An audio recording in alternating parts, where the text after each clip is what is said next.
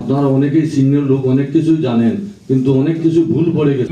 হবিগঞ্জে যতজন সাংবাদিক এবং সরকারি কর্মকর্তা নির্বাচনের সঙ্গে জড়িত প্রত্যেক জুলাস নিপুণ তিনি আপনাদেরই আয়োজন, আমরা সমন্বয়কারী মাত্র, এবং যথাসম্ভব শেষ পর্যন্ত লাইসেন্সও রিনিউ করার দরকার হয়, মানুষকেও কিন্তু রিনিউ এবং রিপেয়ার করার দরকার হয়। এই যে আপনারা এতদিন ধরে সহযোগিতা করেছেন, আমাদেরকে আন্তরিকতার সাথে গ্রহণ করেছেন এবং সময় মতো সবাই উপস্থিত ছিলেন।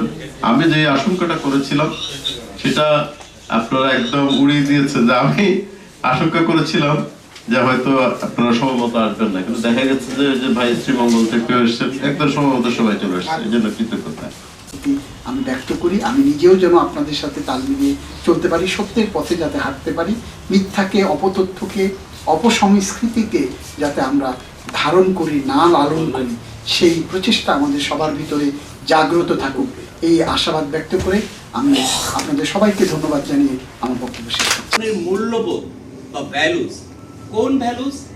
যে ভ্যালুস আমি অ্যাকসেপ্টেড, এই যে বোধটুকু অনেক মানুষ আছে।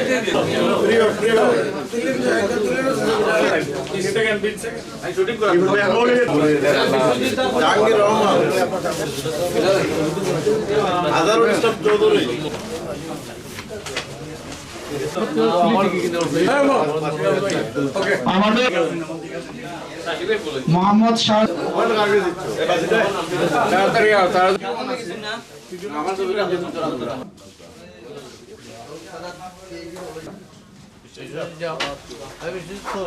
Gracias.